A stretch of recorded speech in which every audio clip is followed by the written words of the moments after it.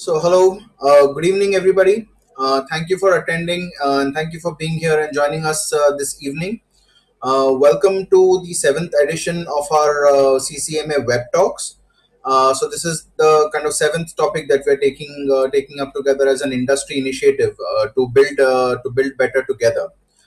Just to give you a brief introduction also about CCMA, we formed almost about 10 years back, and as an association, we represent some of the most known names in the construction chemical industry, and we all kind of came together to improve the industry both in terms of quality, in terms of technology, in terms of awareness, and so on. So as you can see, this is our managing committee here, headed by Dr. Maheshwari. Then a lot of stalwarts from the industry they are there, and what we are looking to do is pretty much improve the awareness. Basically, how what do people think about construction chemicals? Are there some misgivings? How can we improve them? And how can we get people to apply these materials correctly, so that the construction is improved in them? And as I was saying, that CCMA is say started almost about 10 years back, and as you would have seen in the previous slide, we represent some of the most known names in the construction chemical industry. So we all came together to basically improve the industry standards, as well as to increase awareness, like how these materials should be used properly in the long run. So so basically this series came together to give like a what we call as a brand free or a very neutral kind of presentation, whereby people would get more ideas about the technology and how we go about it. So what we will be covering today is concrete repair and strengthening. So essentially, what we'll be looking at is the selection of concrete repair materials. So there are a few codes to that. There are a few tips and tricks and talking about today. And also to give you a brief about the industry itself. So this is basically what the CC industry entails. So what we look at is enhancing concrete, protecting, finishing concrete, and repairing concrete. So between us, there are a lot of chemical lines that is offered by the industry, right from admixtures or something that you put into your concrete, to all your waterproofing injection systems, floor hardeners, coatings, and so on, that you need to protect the concrete or to finish the concrete. And in case there are problems, then there are also solutions to repair the concrete. So that goes more into a repair polymers, repair mortars, micro concretes, special coating systems, and so on. So CCMA is basically formed with a few aims and objectives in mind, but mostly they relate to improvement of the industry as a whole. Of course, organizing workshops, conferences, lectures, basically sharing the knowledge on how the industry or how the materials are supposed to be used. That is one of the key objectives of the association. Again, to impart continuous education and training both to our customers as well as to our members, and also to regulate and conduct the code of practice in the industry, to impart continuous education, and so on. So associate and cooperate with other bodies of common interest. For example, we work with bodies like ICI, with the Bureau of Indian Standards, and so on. And basically, it's a platform to bring together all the different stakeholders in the construction chemical industry. So before we start off, a few key announcements. One is that we request you to please put your mic on mute, just so that there is no further disturbance to the other participants as well. And also, if possible, I would say please turn your camera off at it, as it helps to improve the bandwidth, and you will be able to watch the presentation much better.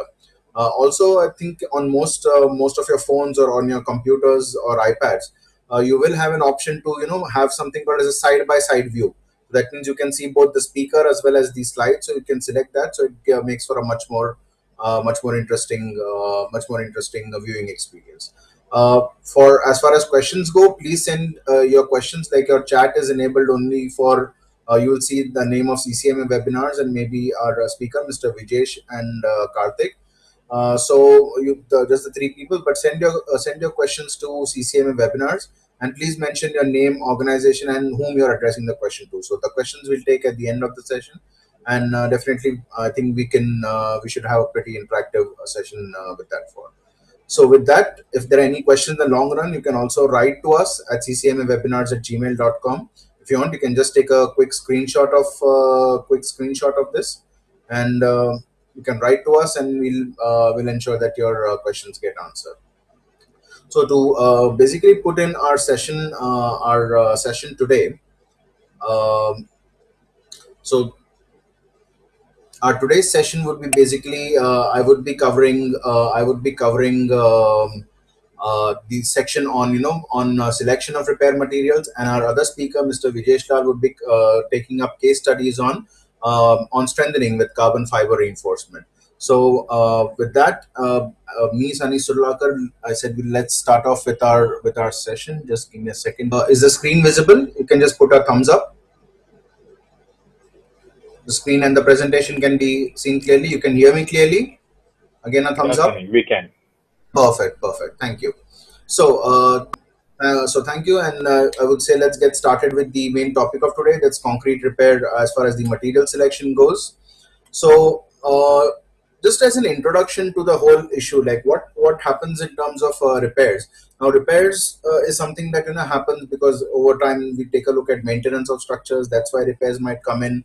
For example, there are waterproofing problems. That is why repairs might come in. There's a whole host of reasons, also some of which we'll take a look at.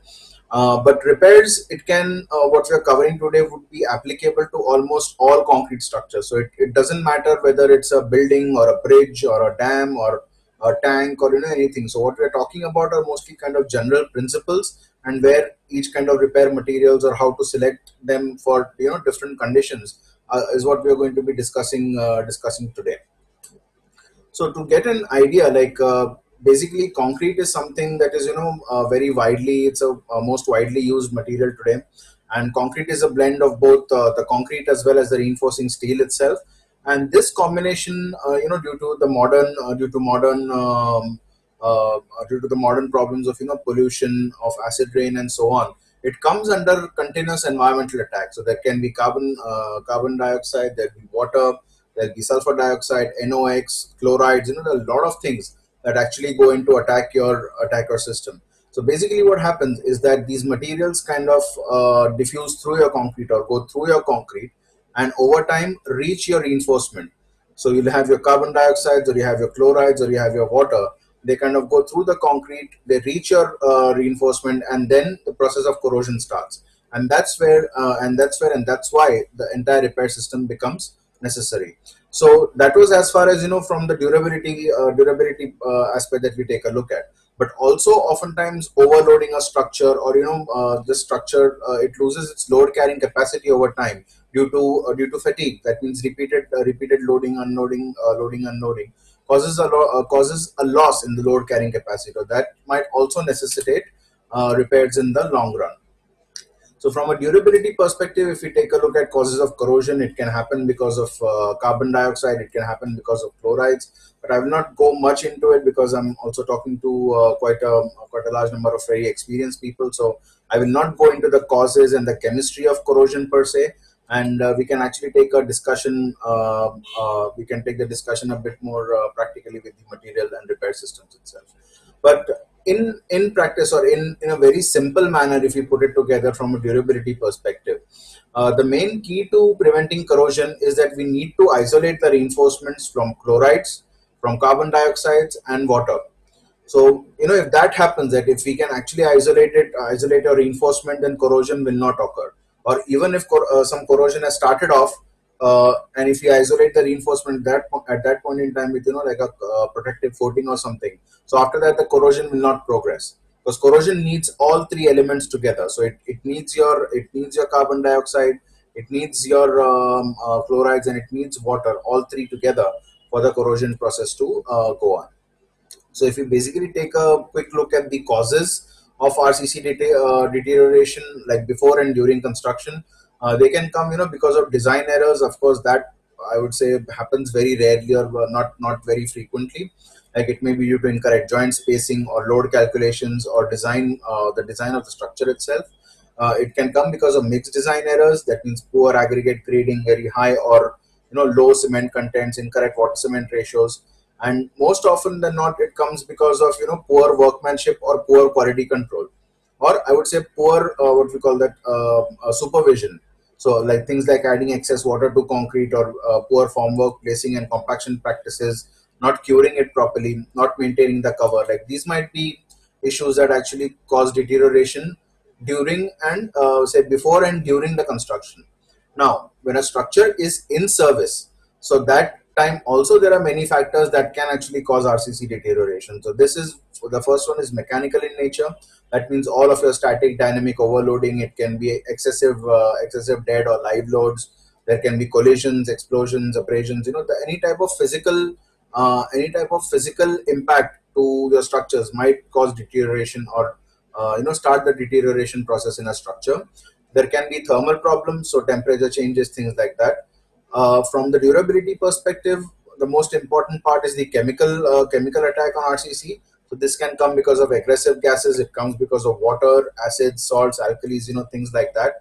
And even for underground structures, by corrosive soils or salt-laden soils and fill, that might start creating problems for your RCC in the long run. The last point is biological. So biological also means oftentimes you've seen moss growth or plant growth onto your structure. Like they might also basically start off, they slowly, the roots penetrate into the concrete, they start cracking it up and opening it up, and thereby the process of deterioration starts. But this might be a few causes that that overall might cause deterioration in your RCC structure.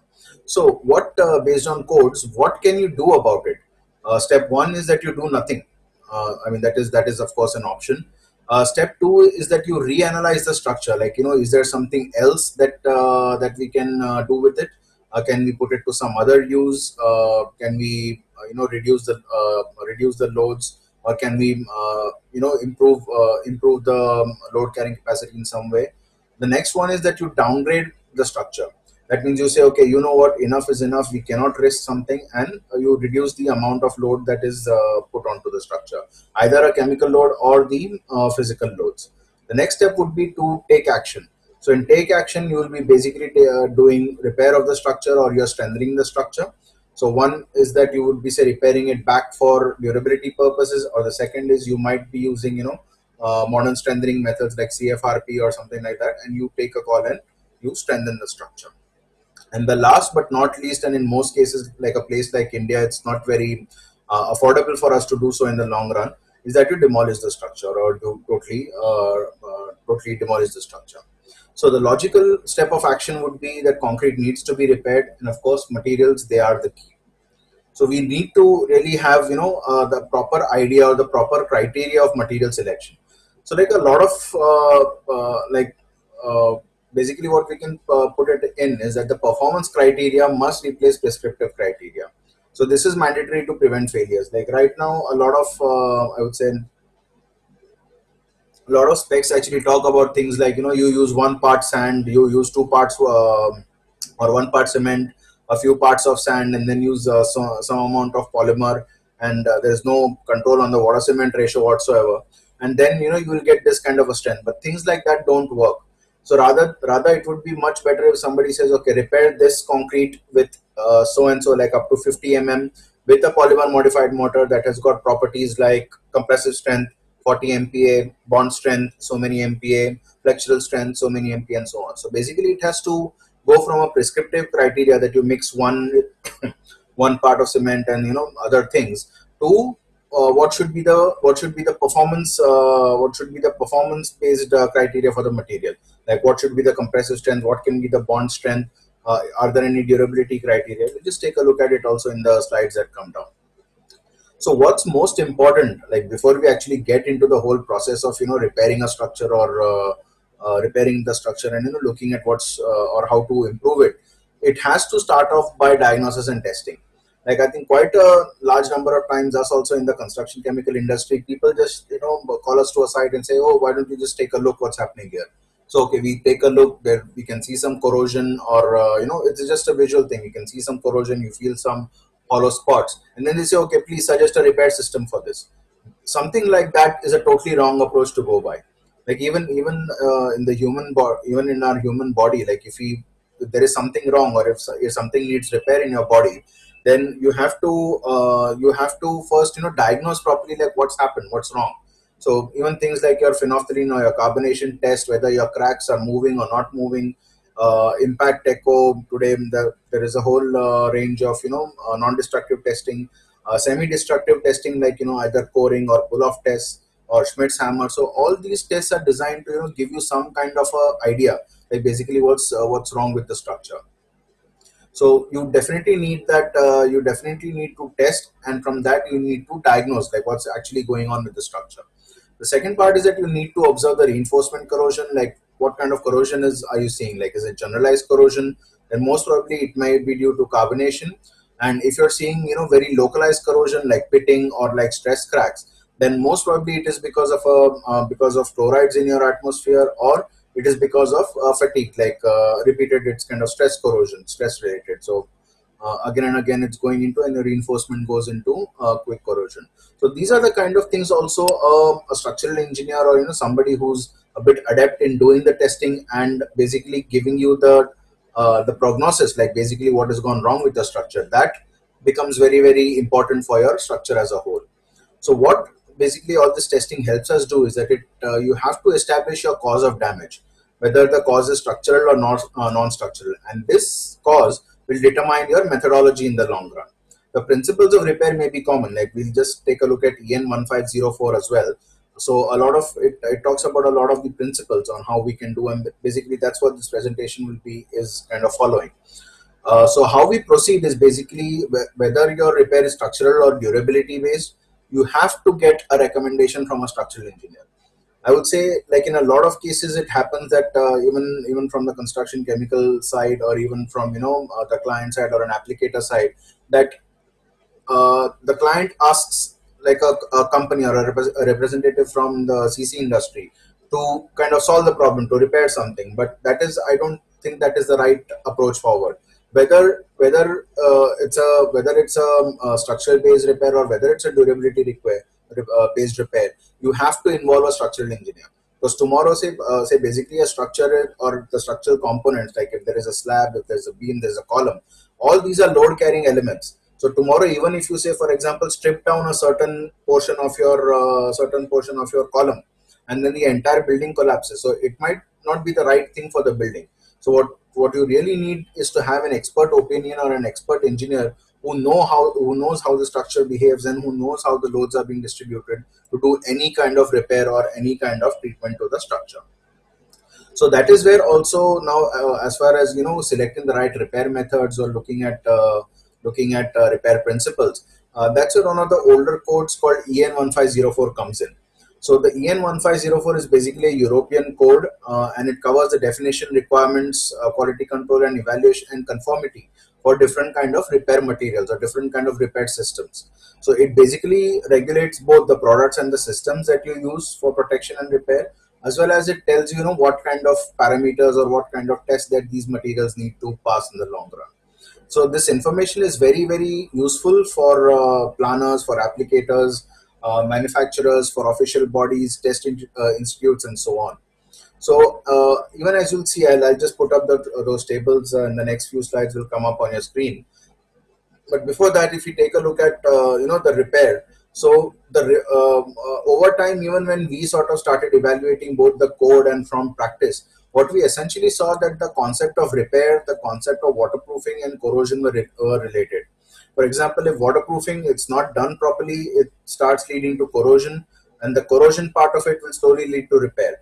And as final part of the repair, you again need to protect your structures, which in some ways again comes back to the waterproofing of these different structures. So a lot of these concepts are kind of interrelated. So it goes from admixtures or from concrete technology to concrete protection and concrete repair. The three divisions that I showed you at the beginning of my talk, like all those three components are related, and basically we need to find ways to we need to find ways to kind of integrate it into the repair system.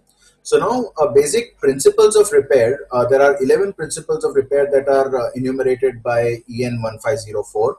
So the first part of it is concrete defect remediation.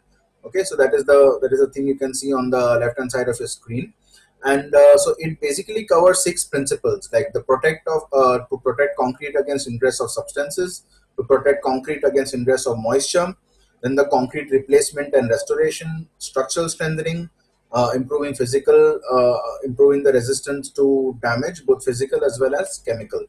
So if you take a look at it, the methodologies that it talks about, like in the principle one, it talks a lot about impregnation, hydrophobic, hydrophobic impregnations, surface protection systems, and filling cracks or injection grouting.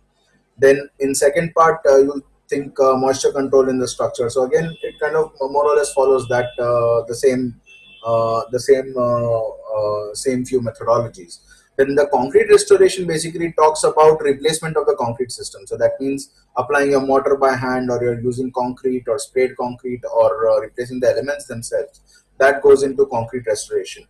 Then structural strengthening is one whereby you are adding or replacing embedded or external reinforcement. That means you can do plate bonding, you can use CFRP, you can use installed anchored rebars, you can do jacketing. So all those things kind of come under structural strengthening. Then it talks about again physical resistance or resistance to chemicals. Again, talk a lot more about overlay or impregnation and coatings. So if you actually see, a lot of the repair principles basically go back to protection of the concrete in the first place. It's except for principle 3 and except for principle 4, which are actually dealing with the repair system per se. The other ones are more or less looking at protection of the concrete. The same goes, the other five remaining principles of repair are aimed to preventing reinforcement corrosion. So the first one takes care of concrete as a material, and the second five principles take care of reinforcement as a material. So the principle 7 goes into restoring or preserving the passivity of reinforcement, increasing the electrical resistivity of concrete. Then there is cathodic control, cathodic protection, which is actually a lot more in terms of electrochemical methods. And the last one is controlling anodic areas. That is, you're trying to prevent the corrosion cells. So here again, if you take a look at the basic methodology, this methodology will again go into some parts like coatings. Then you have your fillings, injection grouting systems, different kind of protective coatings. Then in principle 10, you have cathodic protection of reinforcement. So that is actually electrochemical methods, which we are not going to cover. I mean, it's a whole different industry. It's a whole different field in itself. But basically, it involves applying electric current to your structure to prevent the corrosion of concrete. And the last principle 11, is the control of anodic areas. So that is actually talking about coating the reinforcement itself. So there you have got active coatings, you've got like what we call in very colloquial terms corrosion inhibitors. So active coating, barrier coating, and even corrosion inhibitors, or MCI kind of materials. Then those basically constitute the materials for principle 11. So now simplifying it from those principles down to the general sequence of repair, it will go down to basically step one, that is diagnosis. Then step two goes into surface preparation. Next, you have your corrosion removal, you have your corrosion protection, you have your course replacement of the concrete. Then you'll have your bond coat, you'll have your course replacement, you'll have your fine replacement, and then finally the protective coating system. So if you basically see, you can break it down very simply into a few product groups. Like that is like all these different principles, like 1 to 11. If you see, we can break it down into things like concrete injections and grouting. So that takes care of say principles 1, 4, and 9. Then your corrosion protection goes into like say 3, 7, 9, and 11. Bond coat or your concrete replacement itself looks at concrete restoration. So it takes care of those principles 3, 4, and 7. Then your coating systems actually take care of a lot of the different principles. So it can be protection against ingress of substances, moisture control, physical and chemical resistance to restoring the passivity of the reinforcement, even cathodic control to an extent, and increasing the electrical resistivity of concrete. Then you have the strengthening part of it, which is principle 4, that is carbon fiber reinforced polymer, or you have got FRCM, and then electrochemical methods. So only the last part, which is electrochemical methods, is not means we won't be discussing it in the scope, as then the presentation just becomes too vast. So once we start with the surface preparation, here again, selection of the methods is very, very important. So oftentimes we go with the very basic things like your hammer and chisel system, or now you get these electrical percussion hammers. You've got electronic chisels. You've got, so basically your surface preparation needs to be selected based on the kind of treatment that you're doing. For example, if you're doing small patch repair, then it might be worthwhile to use the handheld hammer and chisel. For example, if you're trying to break open larger patches of concrete, maybe flat like something on a slab, then maybe a percussion hammer might help. If you are doing floors, then the fourth material that you see, let me see if my pointer is on, because I had some trouble. Yeah. So basically, the this kind of a material, it's called as a blast track kind of material. So it's a scarifier, or means it's kind of a short blasting machine, that is made specially for floors. So you can do that for floors. The most efficient method to do surface preparation for concrete as well as for reinforcement would be high pressure water jetting, something with a very high pressure, like going over about 300 400 nearly 300 400 bars. Then you can really use that, because it does not shock the concrete in certain ways. This is another tool which we don't use much in India, the hand grinder. So for any kind of corners or something, it's really a good tool to use, and even to use for clearing of rust from reinforcement. The same goes for this for the needle gun. This is very good for doing steel, for cleaning up of steel. And the last one, we don't really do much. That is the flame blasting is not very popular, but of course, if you have an oil soaked kind of surface to prepare, then you can use that. The degree of preparation again is very, very important, based on whether you're just doing a protective coating, or are you doing a polymer overlay or a concrete overlay or something like that. So basically, your ICRI, that is International Concrete Repair Institute, has come up with a set of these 10 surface profiles. So it basically tells you what kind of surface profile to follow for what kind of application. For example, if you're using very coarse materials, then you need to have a very, very rough surface. If you're just going to do a sealer or a thin film coating, then your surfaces need to be smoother, and so on. So basically, a concrete, it's better that if it's prepared to these specifications. And for most materials, also construction chemical manufacturers will tell you like exactly what kind of surface to keep for that one. Now, the degree of preparation of steel when you are taking care of in repair process, it's very, very important. So in most cases, you will see that it refers to something called as class SA 2.5. So basically, that means your clean steel should look something along like these lines. And again, this the table that you see on your right is basically from one of the what we call the Bible of repairs. And even there, you can see that you can use any sort of mechanical means to clean the reinforcement. You can use like a wire brush or steel wire broom. You can use today you get mechanical steel brushes. You get these needle guns that I showed you. You can use your angle grinder. You can go for short blasting. But what is not recommended is the use of acidic rust removers, because these rust removers, of course, basically, if you think of rust or corrosion on the steel, it is Fe, it's ferric hydroxide. So to remove any hydroxide or to remove any base, the only thing that can remove it is an acid. So whether rust removers is neutral in pH or acidic in pH is not important, but basically it will be some sort of an acid.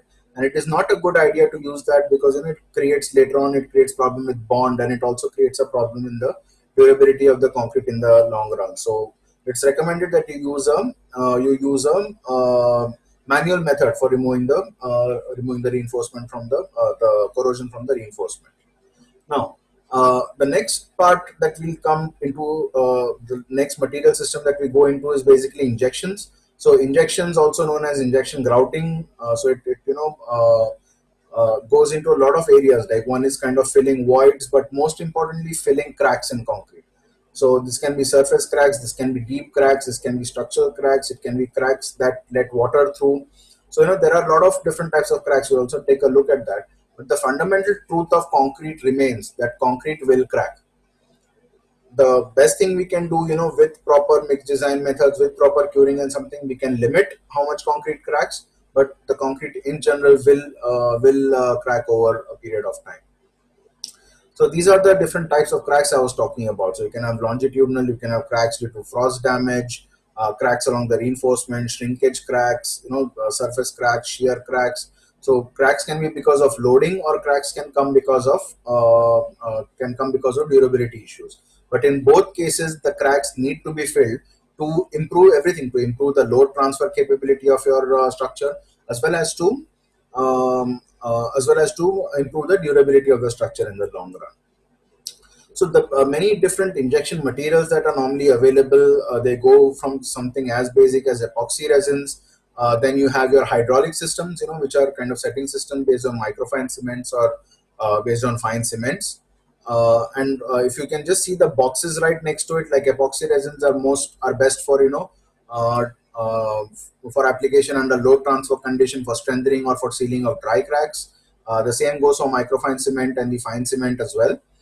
Then come your polyurethane. So they can some of the grades can be used, of course, for load transfer as well. That means they're structural polyurethanes.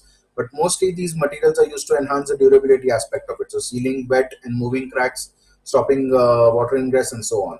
The same goes for polyurethane foams or for methacrylate gels. The last one is used mostly for curtain routing, or protecting structures beyond your or behind your structures.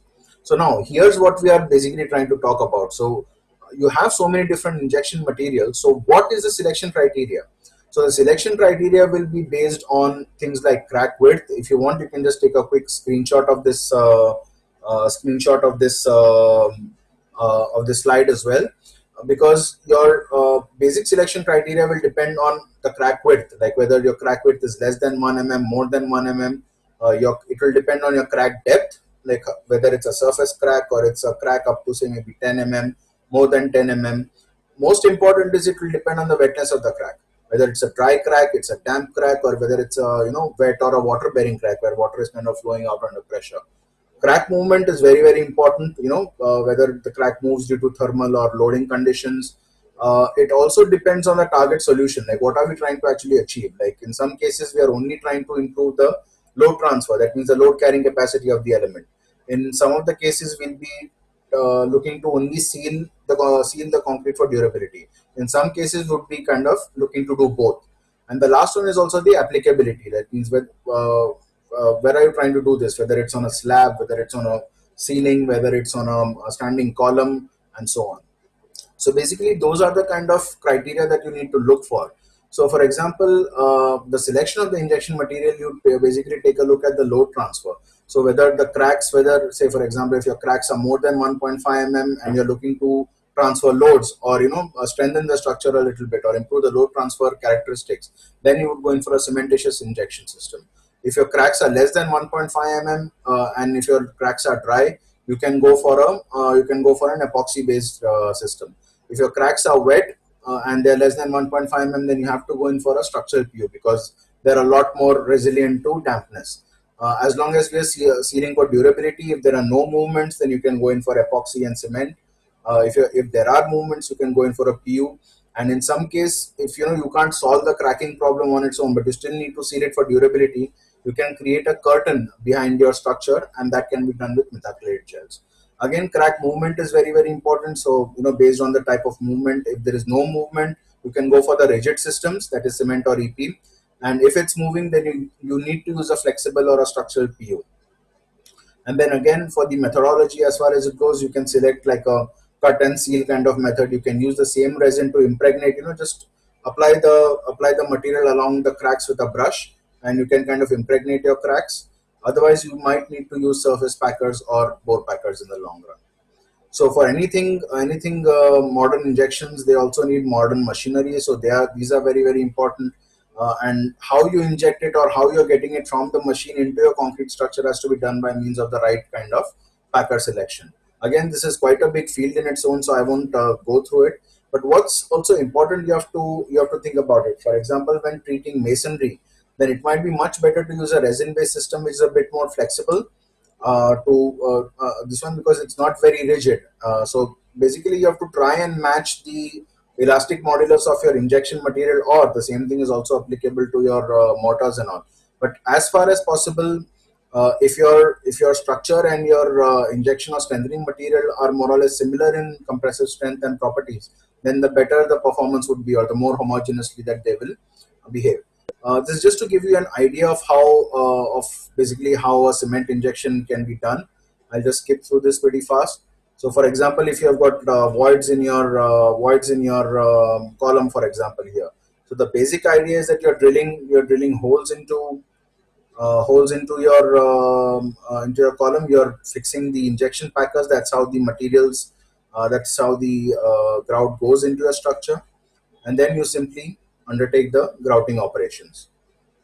So once this entire voids are filled, what it basically does is improve the load carrying capacity. Basically, your loads which were kind of going across the crack and further opening them wide. Once the cracks are filled, the load transfer is smooth and seamless, and that is why your structure behaves better, or can carry more loads. The same goes for epoxy injection also. Just to give you an idea, this is kind of an example of a slab system. So basically, you have your crack, and then you drill across. You drill at 45 degrees across, and you intersect the crack. After that, you're fixing the packers, and then you start the injection process until the crack is completely filled. So basically, once this happens, your entire unit starts behaving as a one homogeneous or monolithic kind of structure, and that kind of improves its load carrying behavior in the long run. So these are just a couple of videos that give you a better idea of how these things look like. So some other forms of strengthening, of course, Vijesh will go through these in detail, is carbon fiber reinforcement. So you have both embedded kind of reinforcement, or you have the wraps, and also there are other things available today, like fiber reinforced cementitious matrix. That means you're using the same carbon fiber mesh, but instead of an epoxy saturant, you're using a cementitious matrix. So the next we go to is corrosion protection. So that is covered under principle 11.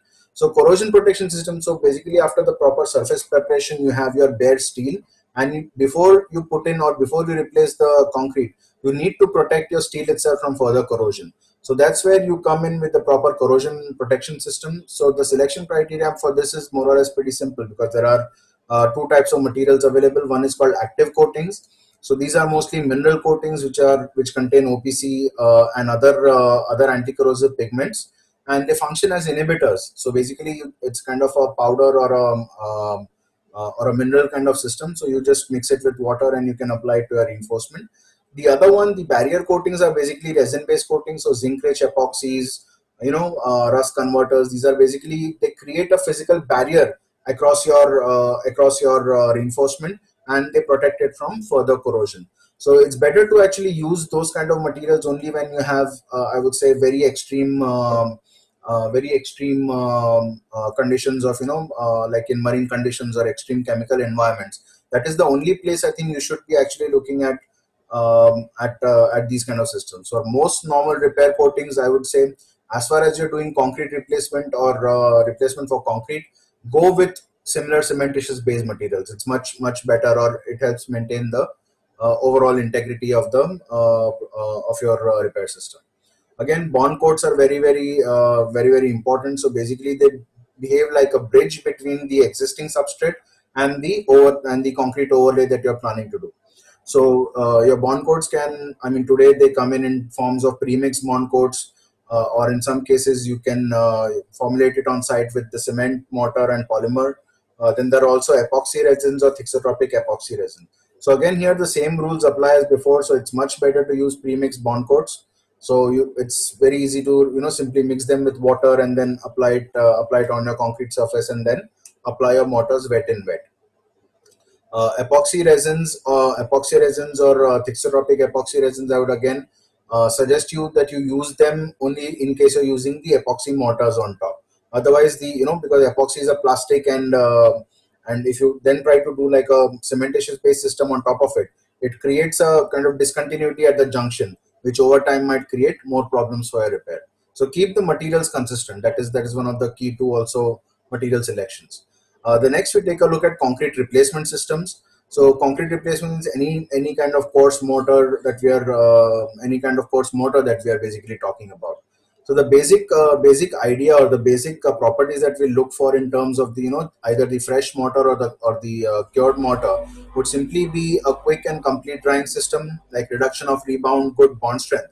I think the bond becomes one of the most important parts of doing a concrete replacement system. So your mortar system should be also tested for bond along with the bond coat that's there before it. Properties of the cured mortar that you're looking for is that one is that it should not shrink, so it should be low or no shrinkage kind of material. It should have a good tensile and a good flexural strength basically. And again, like I said, bond becomes most important. So here also in EN 1504 basically breaks down the selection of these materials into four classes. Like it has two classes for structural repair, that is class R4 and R3, and you can see that these are very generic, more or less very generic kind of specifications. Thereby, it is only telling you that your compressive strength needs to be more than 45 MPa, or for R4 and 25 MPa for R3. But then it also talks about other things. So, for example, other important parameters like your adhesion is pretty important, so that has to be there. Your shrinkage and expansion has to be very minimal, and then you can also ask for specific performance requirements based on durability. For example, here they have asked for thermal compatibility. Means this is from a Euro code and from a from a European perspective. So they look a lot for thermal compatibility like freeze thaw or rain and so on, and capillary absorption. But say capillary absorption is also something that we can ask over here in India. For example, any mortar that you formulate should not allow water to go through that easily. What do you call, the category that they put it into is non-structural repair. That's class R1 and R2. So R1 and R2 basically will are used more as cosmetic or non-structural repair. Something, for example, you just need a polymer modified fairing coat or something to just fill blowholes and bug holes. Then here again they need to meet minimum kind of adhesion values. So their adhesion values will be low, but again they need to meet minimum also durability criteria in the long run.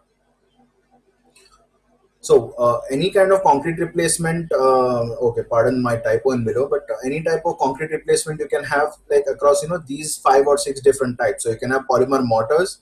These are mostly cementitious mortar. They can either be premixed, that means you can buy them in bags, or you mix it at site. So mix it at site means that you take your cement, you take sand, you take a polymer, and water, and then you make a mix on the site. The premixed ones, you simply mix it with water and you have a mortar ready. You have your micro concrete, something that is a formable premixed mortar, or you can have spray mortars as well. So something that you can put in a shock treating machine or a graniting machine and simply spray. You also have resin mortars based on epoxy. They can be epoxy cement. Nowadays, you also get a polyurethane dispersion and cement kind of mortar. So I will basically label them resin-based mortars. You have got concrete as a whole. So maybe RMC concrete, or maybe say in case you want to replace an entire section, like for example in a bridge or something, then you can also use precast segments for that. Another new and modern material that's coming up in this line is the ultra high performance concrete. So it's very rare. I mean, much more work has been done internationally as opposed to India, but these come in mostly on for custom requirements on sites. For example, these may be mixes with like compressive strength over about 120 130 MPa, with very high flexural strength and very high durability requirements. So how do you select your concrete replacement systems? So you have to take a look at the mechanical aspects, the durability aspects, and where you're applying it, like the application areas. For example, on a mechanical aspect, you have to match the compressive strength with the substrate. You take a look at the flexural and the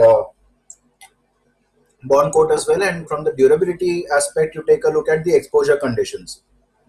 I would say for most normal and even above normal exposure conditions, you can use cementitious systems today. They are that good. They are formulated to meet international norms. So you can pretty much use those kind of materials. And if and only if there is an extreme exposure, like we are talking about marine conditions or extreme acidic environment or a extreme basic environment where the chemical attack will be very higher, I would say only in those cases consider using a resin-based system.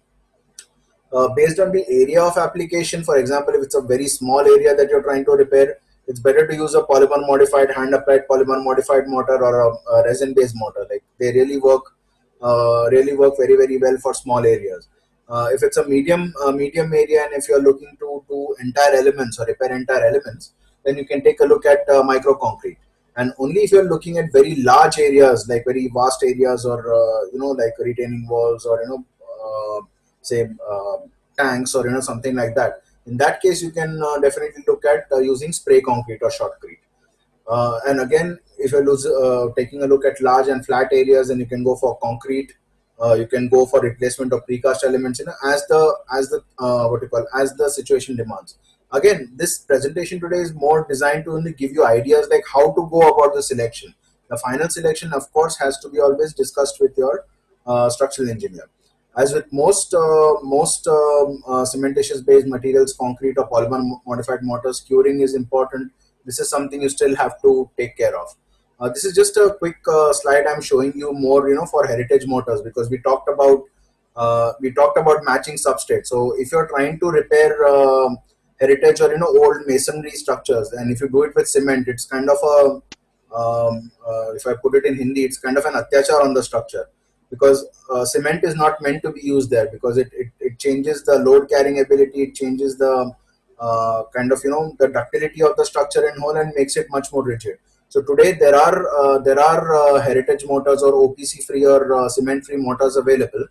These are based on lime and can be used for most purposes. They can use for repatching or patching areas in structural heritage structures, or they can also be used as bonding mortars or this thing. They've got tremendous bonding capacity. You can pretty much see this is within like seconds of application. It can already withstand quite heavy load. So kind of these are again engineered repair motors, and definitely you should put use to it.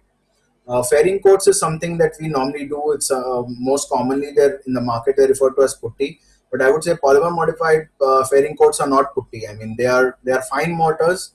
They're made for cosmetic purposes, and the main purpose that they serve is to fill up all your surface imperfections before your final coating goes on. So, for example, if this is your structure, and if like you actually have to fill up all the blowholes, otherwise there might be defects in your coating at a later date. So that's where your cosmetic mortars come into play. Once you have a good structure, you can definitely go in for the next step, that is concrete protection. So now, as you saw also in the EN 1504 table, now your concrete protection basically it takes care of a lot of the different repair principles. So surface protection systems become very important in a repair system as a whole. Now, what a surface protection system might do would be to reduce water absorption, protect against ingress of water, protect against carbonation of concrete, and increase the concrete cover basically. So what it's doing is it's increasing your perceived durability cover of concrete. Okay. And when we talk about surface protection, a lot of different types are there. You've got basic hydrophobic agents, you've got impregnation, or what we commonly refer to as primers. Your hydrophobic agents are based on silane, siloxane, silicones, those kind of silicate based technologies. And then you have coatings. So coatings are again formulated systems which include both the resin as well as selected fillers, to get a particular blend of properties. So silane siloxane systems, basically they kind of go into your concrete and they render it hydrophobic. Again, these are I would say these materials have been in existence for a long time. And if you're doing things like fair faced concrete or repairing fair faced concrete, or doing bridge decks, for example, a very good idea for bridge decks, apart from the waterproofing system, is to simply impregnate it with a silane siloxane system. Almost half of the problems of a bridge deck waterproofing can be solved by just using this particular type of materials. In impregnating agents or primers, we don't use them, but these are what we call as simple sealers. They can be based on pure acrylic systems or on pure resin systems like epoxies or PUs, and they pretty much don't close the pores in your concrete, but just form a thin lining. So that's why they are simply a sealer to protect your different structures. Now, the coating is something that you apply in some amount of thickness, maybe it's 20, 30, 50 to almost about 200 microns, or in some cases like waterproofing or different resin-based systems, it goes up to even a few millimeters on top. So how do you select, again, the protective systems? The first one is based on the application areas. For example, if you're looking at foundations, there you might have a lot of salt attack, and you might have aggressive conditions. So it might be better to use resin or bituminous based things, or something like coal tar epoxies or pitch modified PUs, or in some cases also polyureas, or those kind of resin systems. They might be very interesting to be used in those kind of areas. If you're talking about driven on surfaces, then again it needs a lot of toughness. So that means it should have a good elongation, it should have a good crack bridging capacity, and as well as a ability to take up loads. So that's where then you select maybe something like a resin based system for it. If you're talking vertical areas, overground, for example, you're talking tanks, superstructure of bridges, buildings, pretty much anything that's above the ground, then the best thing to protect those kind of structures are anti-carbonation coating. Some of the other aspects that you need to take a look at is chemical resistance. So again, I've just kind of put in what kind of systems you can use for that. For dynamic movements, for example, if it's a moving structure, then you need to use something with a bit of flexibility and toughness. If it's a non-moving structure, you can use a mortar lining, or you can use epoxy systems. Breathability is a very important factor. So, for example, as long as you're seeing all these above ground structures, so these structures need to be breathable. Otherwise, there is often a chance that basically there is transfer of or ingress transfer of moisture across from one side of the structure to the other, and your coating simply falls off. So breathability is a very important aspect of it. So in that case, you have to use anti-carbonation, or say maybe cement based coatings. And in case breathability is not very important, then you can use for resin based systems. Exposure to weathering, of course, it is again important. Like for example, if it's an above ground system, then it has to be able to take care of weathering. So it has to be able to withstand UV, rain, wetting, drying, sun, temperature cycles, and so on. So these are some of the systems that you can put together. So finally, what I'm trying to say is that any type of protective system that you will use has to be taken into consideration by taking a look at all these different parameters in the long run. Also, another thing that you can do, for example, in durability, this one in areas like basements, for example, you can actually start creating curtains on the other side. Like that is also what it does, is basically it forms a kind of coating on the outside of the basement, which is inaccessible, and this is done by means of curtain grouting using methacrylate gels. So what the gel does is it mixes with the soil and creates kind of a impermeable kind of coating. So this acts both as waterproofing, it kind of consolidates the soil, and it also protects your basement structure from the outside by means of this kind of acrylate and soil mixture. So it forms a kind of protective layer on the outside, which will not allow further deterioration or damage to your to areas like your basement structures in the long run. This is another idea. So if we talk about now overground systems, the most important properties are the most important class of product is anti-carbonation coatings. So these are coatings which basically need to incorporate these five different properties together. So it has to be chloride and carbonation resistant. It has to be open to water vapor diffusion. It has to be able to bridge cracks under load. It has to be resistant to UV and weathering, and resistant to water ingress.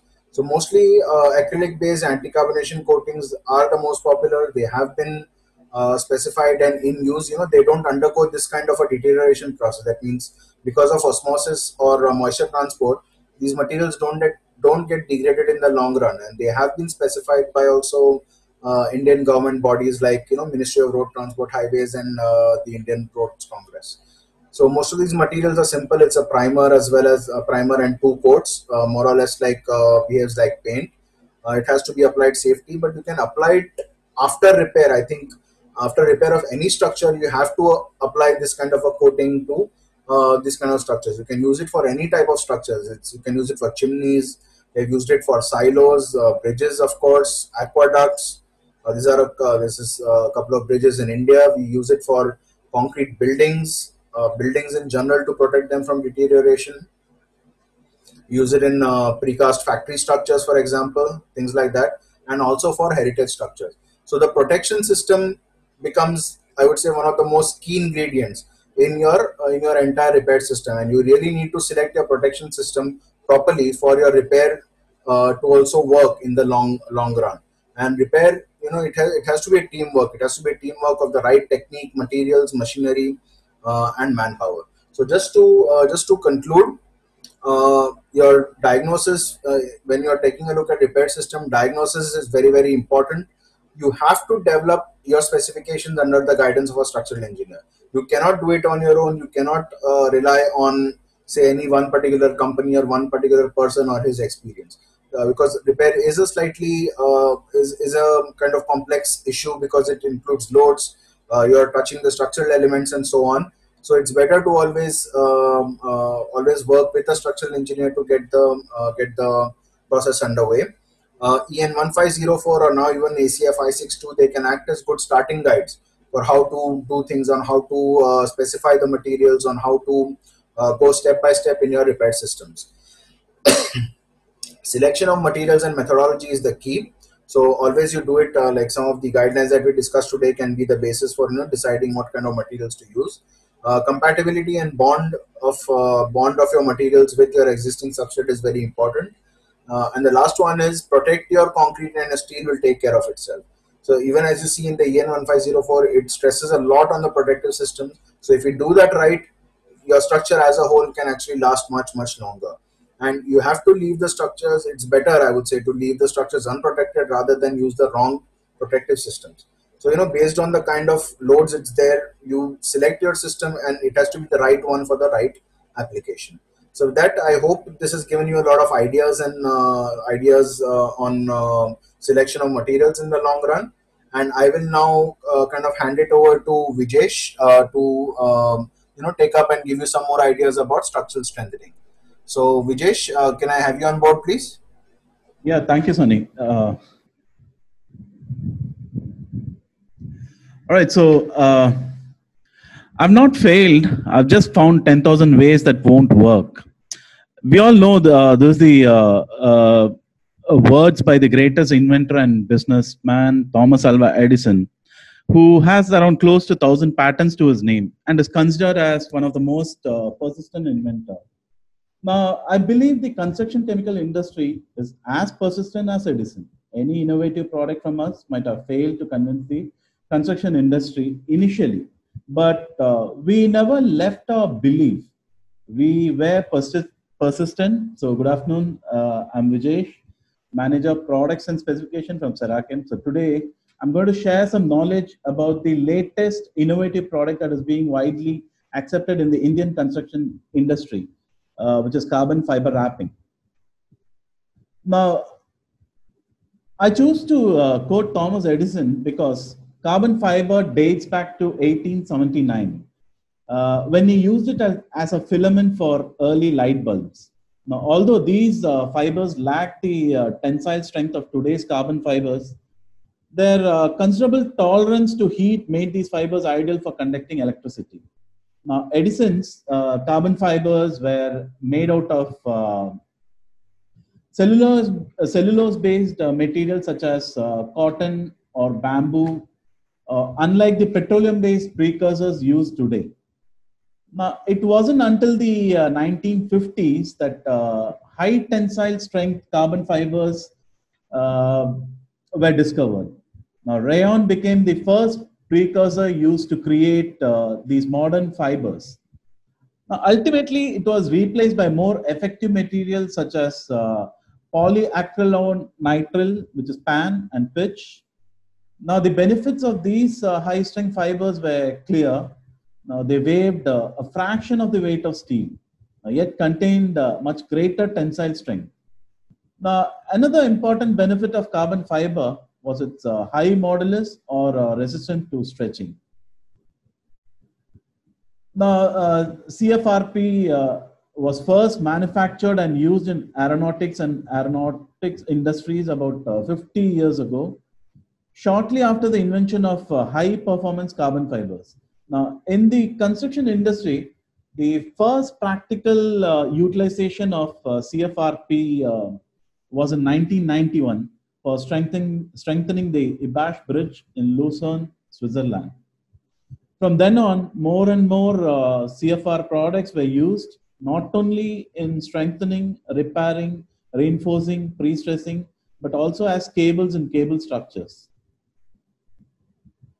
Now, what is CFRP? Now, as the name suggests, carbon fiber reinforced polymer is composed of carbon fibers embedded in a polymer resin, in which the carbon fibers function as the reinforcement material, and the polymer resin functions as the matrix to hold the fibers.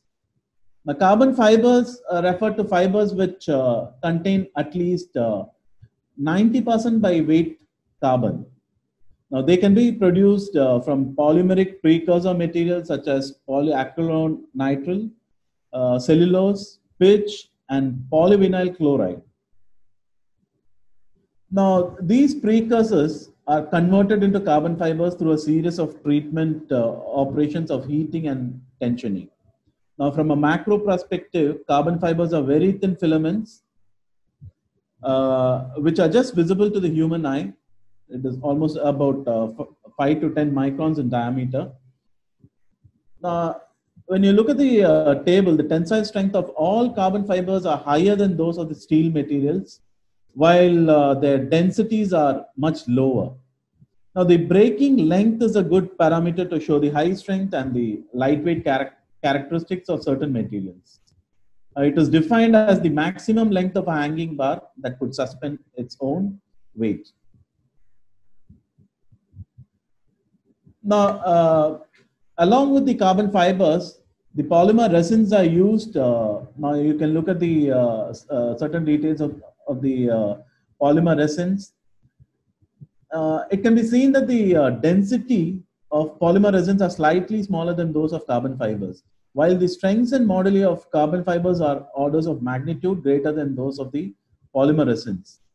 Now, however, due to the filamentary nature of carbon fibers, they cannot be applied as independent engineering materials, and they have to be used as in the synergistic fashion with a polymer resin to realize their superior mechanical properties. So the differences of strength and modulus between the carbon fiber and the polymer resin makes CFRP a typical orthotropic material. Now the codes we do not have we do not have IS codes for carbon wrapping as such. So most of the codes that are followed are the ACI code is usually followed, which is ACI 442R17. We also have other codes like Canadian codes SH0612 or the Italian code as CNR DT 200 R1 2013, and even the Chinese have their code as GB 50608 2010. So carbon fiber wrapping, we can actually wrap the system onto columns, beams, or any shape of the structure. We can wrap the columns. There are also carbon fiber laminates, which are usually provided for increasing the load carrying capacity of a building. So usually on the beams or even for the bridges, we can provide these carbon fiber laminates. So laminates, these are pre-saturated carbon sheets. It's a stiff composite plate. It improves the fluxural and moment enhancement for structures. Now there are different types by which we can provide carbon laminates. We have non-pre-stressing, which is actually the laminates are just stuck with the appropriate adhesives. We have pre-stressing systems and also grooved laminate systems. So grooved laminate systems, grooves are taken, the laminates are fixed, and then it is covered. Now pre-stressing systems, there are entire pre-stressing equipments that has to be used. So the laminates are inserted into the equipments, and it is tightened so that the laminates will take up the entire load. Now carbon staples are also there for stitching, for concrete stitching. So the range of application for carbon systems are increasing the load bearing capacity of structural elements, shear strengthening, flexure strengthening, then masonry strengthening, column strengthening, changes of building use, structural upgrading to comply with current standards, or improved functionality, general seismic upgrading and or retrofitting, prevention of damage by seismic action, improved seismic performance for masonry walls, impact protection, and structural design construction defects. So if you look at the advantages, it's a non-corrosive reinforcement system. It's a lightweight, flexible fabric. So there is no extra loading onto the building. And you can wrap the system around any complex shape, used for shear, confinement, or flexural strengthening.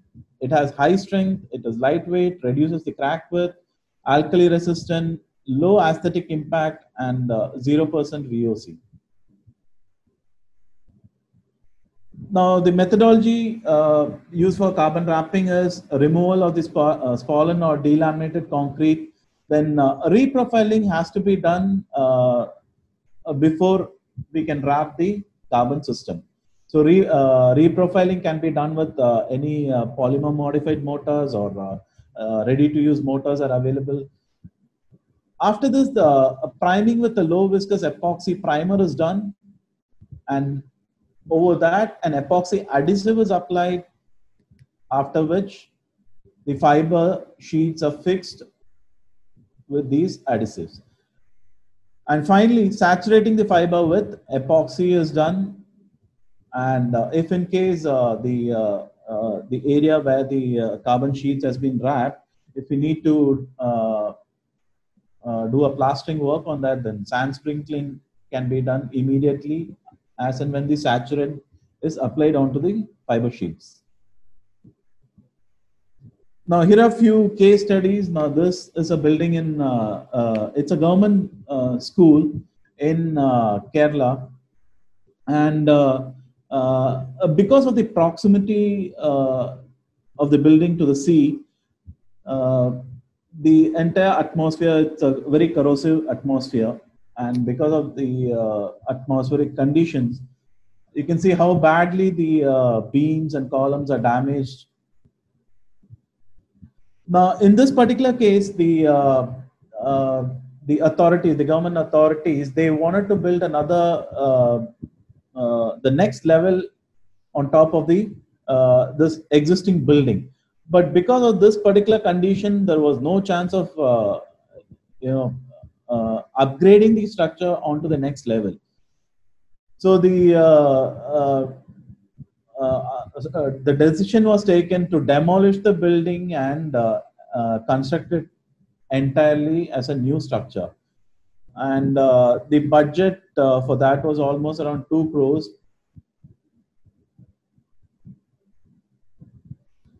So you can see how badly the reinforcement has been corroded. So in this case, we removed the entire cover concrete and removed the corrosion on the reinforcement with, we have rust removers and rust converters. After removing the corroded parts on the reinforcement, zinc rich primer is applied onto the reinforcement.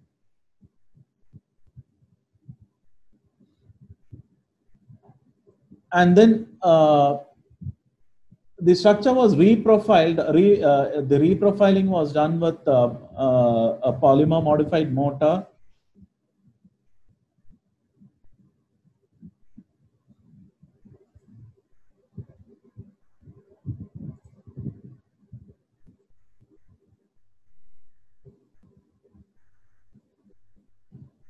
And after that, the carbon sheets were wrapped around the beams. So you can see how the entire beam has been covered up with the carbon sheet. It's been wrapped around. So you can see the columns. The columns are also in a very bad state. So you can see how bad the corrosion is there on the columns.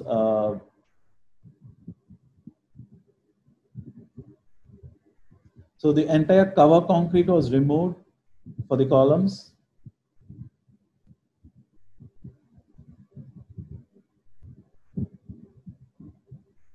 And again, the columns were reprofiled with concrete. And then the entire columns were wrapped around. So this is the, this is the final finish of the carbon wrapping. Now, in this particular situation, the authorities felt that they didn't want to cover up the entire columns because this can act as a case study for the upcoming engineers. So you can see many of the engineering students, they come, they visit this place for having a look at the work that was done with carbon wrapping.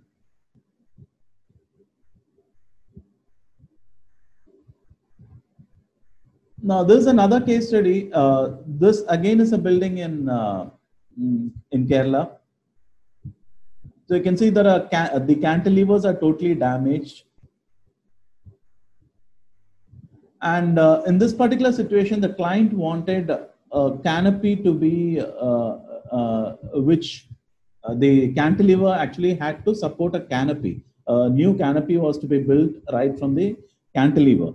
Now, in this particular situation, there is no way that a canopy can, the cantilever can withstand the load of the canopy. So, a repair was done for the cantilevers. So we had to, remove the spallen concrete. Now, once we remove the spallen concrete, you can see the cantilever, only half the cantilever remains. So those were, we had to reprofile the cantilevers again.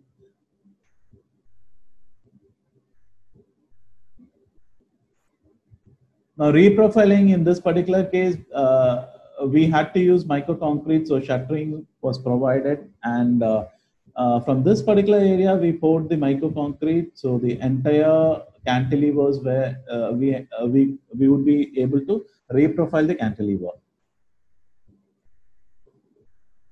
So this is the picture after the reprofiling was done.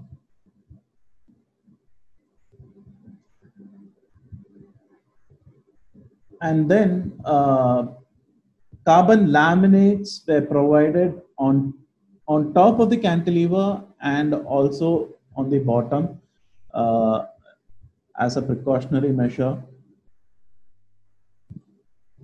And the entire cantilever was wrapped with the carbon wrapping. Now, after this, a load test was done for the cantilever. Now, the total weight on the cantilever had to take around 2 tons of weight. So we had tested for 2 tons. So initially, 500 kg was loaded onto the, you can see over here that a 500 kg load is loaded and the deflection was checked.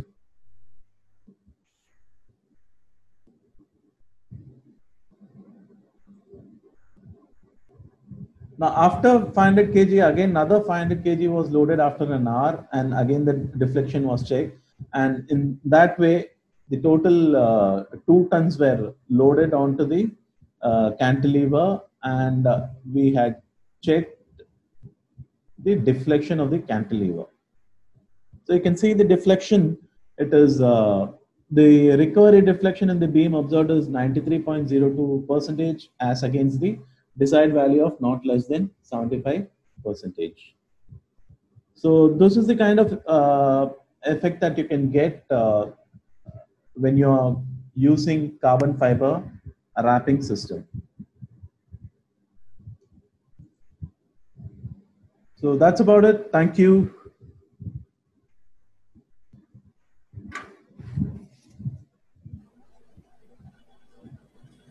Sunny, I hand it over back to you. Thank you very much, Vijay. That was quite an interesting talk on, it actually gave a few good ideas on what we can do practically Yeah. when we're talking about CFRP strengthening. Yeah. So I think what we can do is we can get the we can get this. You can just stop your screen sharing, and we can just Yeah. Yeah. Sure. we can just start taking up the questions one by one as I see them. So I think that was I think two sessions, a little bit running long, but I think we do have quite a bit of interesting questions, and I think a lot more at your end. So just okay, let me just go through it one by one. Okay, when the first question is from Mr. Mahendra Parekh. So all said and done, when you repair these cracks, what will be its durability? Can you explain? So, see this again. This is a very interesting question, and it goes back to the basic concept. Like, say, once you have the diagnosis ready, like what is causing the crack and whether the crack is moving or not, or whether it is wet or not. So, once you are selecting your grouting system based on the existing conditions, and if you are choosing the right material, the durability of it can, I think, last for years. I think unless something changes drastically, because it is basically you're trying to do something. It's like a design system to address your cracking problem. For example, if it's only load transfer that you need, and if you're using and it's dry, it's small, you've used an epoxy system, so it should hold as long as the structure is not tremendously overloaded or something like that. If you're using it to say increase durability or stop water in some cases, then you're using a flexible PU system. So in even that case, it can withstand minor movements and things like that. So, but as long as there is no structure, I would say no structural issue to it in the long run, the durability can be pretty much as long as the structure is willing to go. So it should not. I don't think there should be a problem as long as you select the right solution for the right problem. That would be the key point to take a look at. The second question that we have actually quite a few questions from Mr. Swapnil Gorade. So it says, "Sir, this is for you, Vijesh. Please guide about beam strengthening with FRP under impact debonding issue." Uh, is that enough information to get started, Vijay? Then I'll No, come to the other question. no, I'm not clear about the question. Okay. Do we have Mr. Swapnil here on the screen? I can't see him. Just give me a second here. Mr. Swapnil, uh, you can unmute your this one and maybe ask your question. So it will be a lot more. Mr. Swapnil, can you hear me?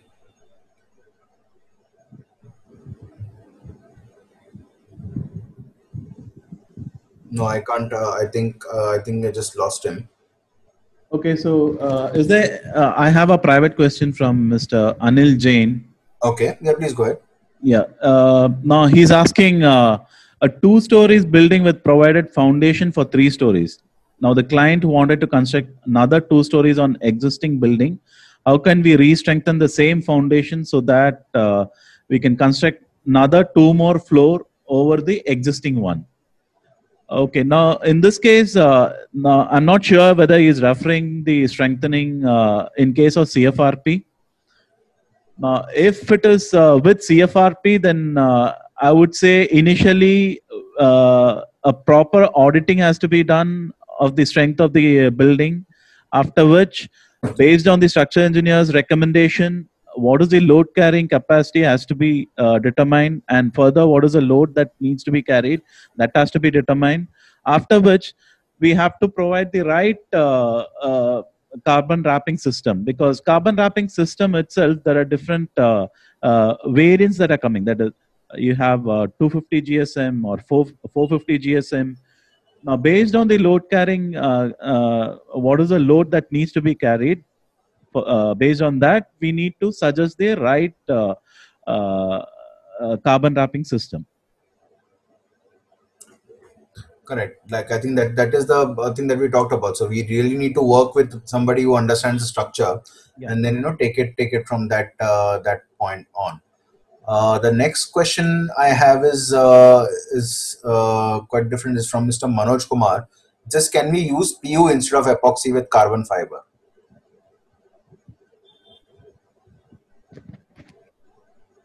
Uh, do you want to answer?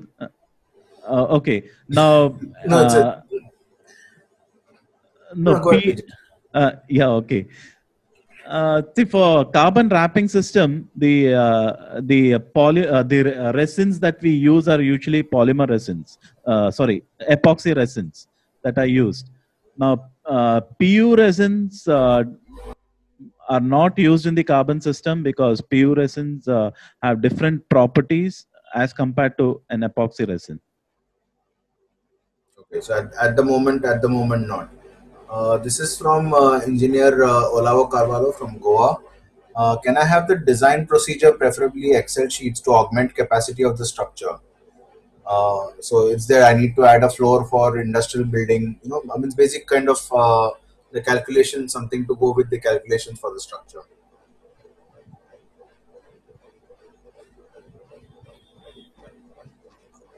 This for you, Vijesh. You can take this up. Okay, can you just repeat the question? No, is there a design procedure or something like Excel sheets to augment capacity of the structure to add a floor for industrial building? So now the basically on the top slab, it needs to kind of go into carrying live loads and everything. So is that possible? Do you have are there systems available or codes or something that can be put into place? No, I think we still have to go with the structural engineer because this particular, all these carbon wrapping systems, we will have to go along with the structural engineer. Okay. Based on his inputs only, we can come up with the exact system. Okay. So we'll see. Maybe it will be better to take that kind of a discussion offline. Yeah. A very interesting question from Mr. Ravi Argekar is how much percentage of strength is increasing after using CFRP, and how to ascertain strength at site after using the CFRP.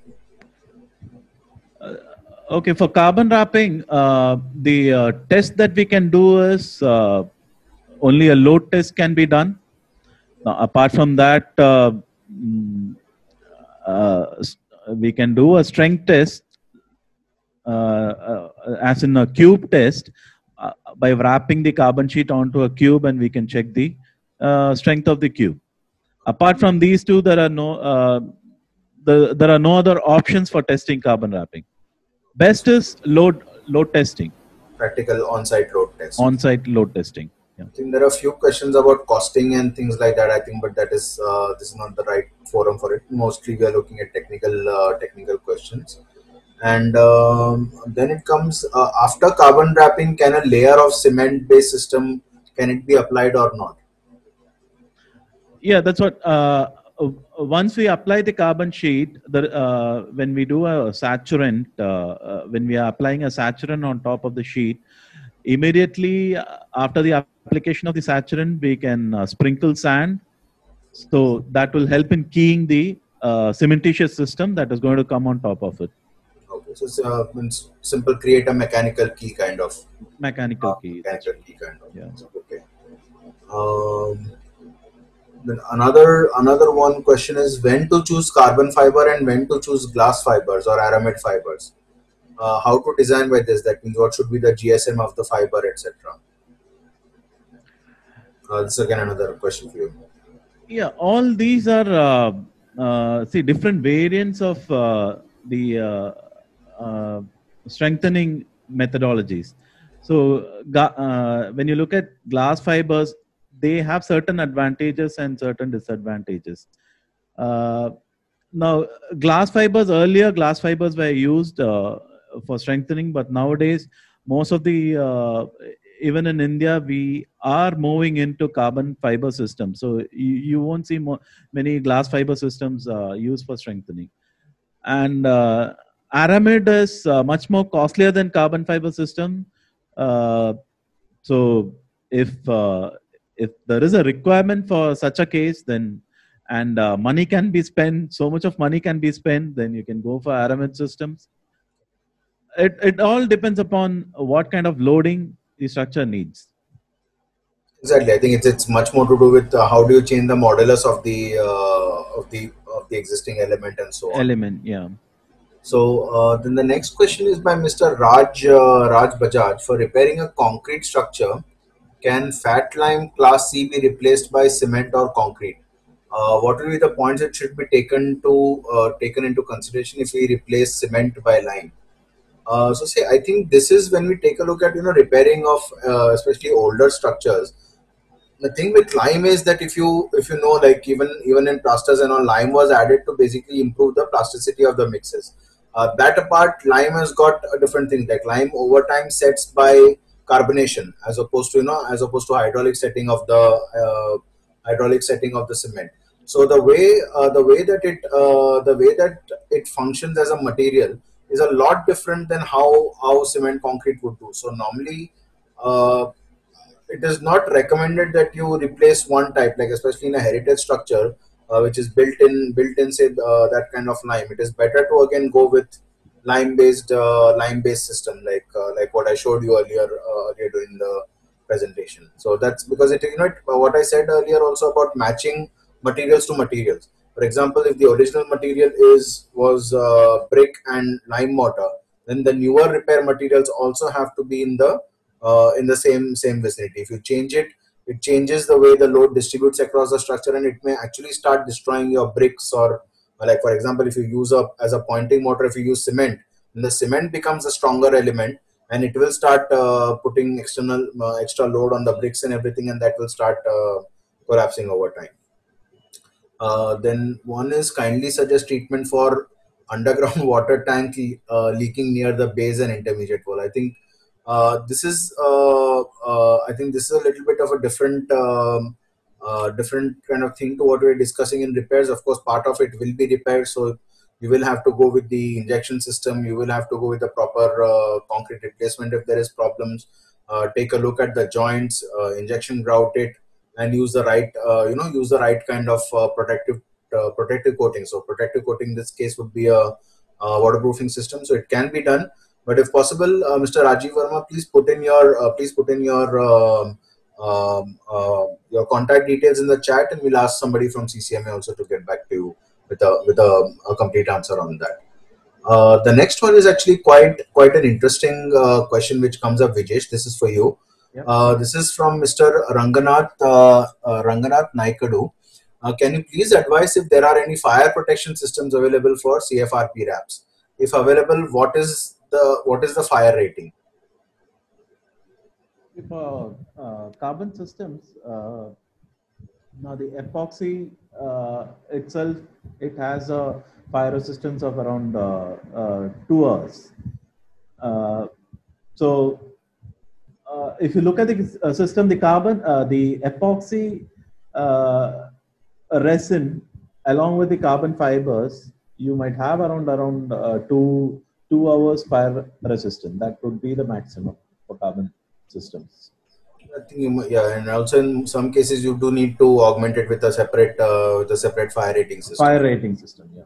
But there is also, I think, if I may just put in, there are also today systems, especially what we talked about, the CFRM, like rather than using the epoxy as a matrix, you are using, for example, cementitious mortar as a matrix, for these kind of systems. So that might actually give you a little bit better in terms of fire protection. But anyways, there are separate design codes for everything, so it can be, I think, taken a look at based on, I think it has to be a structural decision, like what is needed and to what extent it can go. Yeah. The next question is, okay, there are a couple of questions about leakages and everything, so we'll take it up. Mr. Rizwan Ahmad and Mr. Raj Bajaj, I think there are some issues with the leakage problem, so maybe you can just put in your email IDs in the chat, and we'll ask somebody from our side to get back to you. Then an interesting question is from Mr. Tushar Munshi. Does crystalline powder admixed into cement grout help in strengthening? Well, it is one of the things you can do to improve. Like crystalline materials are basically basically there to improve the durability aspects of it. That means it will make it less porous, or make it make your grout a bit more dense. So basically there will be an improvement in the property of the grout, a little bit on the whole. But normally grouting additives are more expansive in nature. They're kind of what we call plasticizing and expansive kind of additives, because that really helps the viscosity of the grout to go down. And then once it is in place, there's a kind of slight expansion so that it force fits against the crack and fills it completely. So crystalline powder, of course, you can try it out. Any improvement in property for grouts are always welcome. uh, so then the another couple of questions is there. One is, can we do a hammer test post carbon fiber laminate application? Yeah, hammer test can be done. Uh, Yeah, but it won't tell you much except for it the won't tell you much. Yeah, hardness yeah. of your epoxy mortar. So Yes. that might be one thing, but it's not going to do this. And the second question is by Mr. Ganesh Mitran, is that carbon is wrapped to increase flexural strength, and cube test is done for compressive strength. Can you explain a little bit further on testing?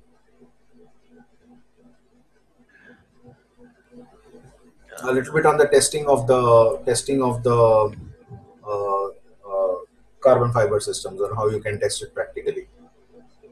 On compressive strength, what we have seen is that after wrapping the carbon fiber system, there is a 10 to 15 percentage increase in the compressive strength of the concrete Correct. after wrapping. But however, for flexural strength, we will have to go in with load testing only. There are no other testing done for Correct. that. Correct. I also remember, like, this was from the time when I was in the US and working for the city of Phoenix. Yeah. And we used to, even for the bridge strengthening applications, it used to be that we are casting the big the 30 by 30 by the, I think, almost like there are meter long beams, flexural beams, and then you apply the carbon fiber, across, like either in the wrap formation or based on the kind of things you're doing, and then test it for flexure, or something like that. Yeah. So I mean, there are different aspects to it, but it needs to be kind of designed. I'm not sure whether the new design codes by either by ACI or something has actually got those things, but I think you can also just take a quick look at those codes as well, like the codes that were referred at the beginning of the presentation. Like, I think those might also have a bit more information on how these systems can be tested. The next question, okay, Mr. Swapnil, I think, is back online. So he says, I want to work on beam strengthened by FRP, but most of the literature told there is a debonding issue under impact load. How to reduce or control debonding of FRP under impact? So, The debonding issues, usually if the substrate where the carbon wrapping is done, if the substrate is not proper, if it is you have loose mortar onto it, all these are issues because of which the carbon wrapping system would debond. But correct. usually with the high bond strength of the adhesive that we use, the carbon system usually doesn't debond because of, when you say about impact, yes. Now, how far the impact is, based on that, we'll have to understand why the debonding issue is happening. Correct. So, it's some of the things you have to take a call on. So I think it's time. It's almost 6:15. So we'll also, I would say, call it a day today. Yeah. And we still do have. So we'll also at CCMA, we'll just save these chats down. And in case there are any unanswered questions, always you can also feel free to write to us at CCMA webinars. Okay, that's one word. CCMA webinars at gmail.com. And we shall definitely get back to you. So I would say thank you very much. We had quite an interesting and a very interactive session for today. So thank you everyone for attending. Hope we could discuss and answer a few a few things. It gave you a few more ideas with respect to strengthening as well as selection of repair materials. So thank you once again to the CCMA team to also put it together. And thank you, Vijesh, very much for being here this evening and speaking with us and discussing a lot of these ideas. Thank you, participants, once more. We look forward to having you for our next event as well. Please look out for our invitation, and definitely we look forward to seeing you the next time around. So have a good evening and see you all pretty soon. From Sunny Surlakar, adios. See you soon, everybody.